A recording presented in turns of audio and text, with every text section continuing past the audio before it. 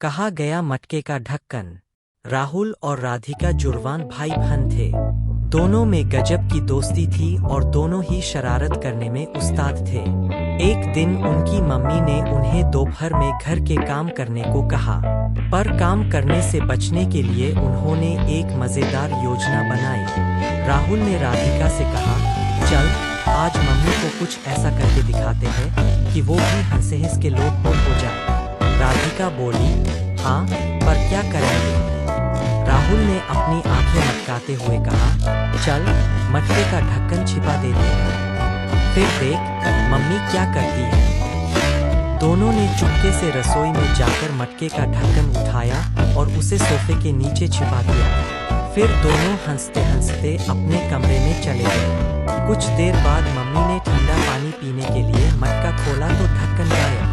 Mummy ने पूरी रसोई छान मारी, लेकिन ढक्कन नहीं मिला। मम्मी ने सोचा, कहीं ये दोनों शैतान तो कुछ नहीं कर रहे।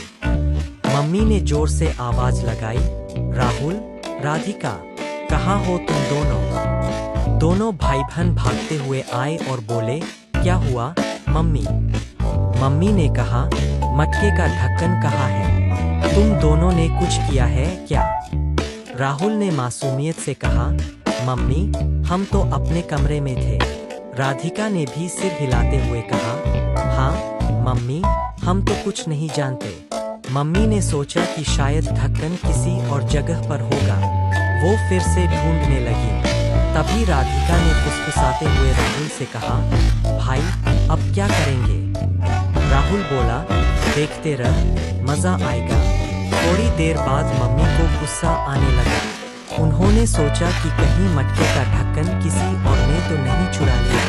इतने में पापा ऑफिस से लौटे।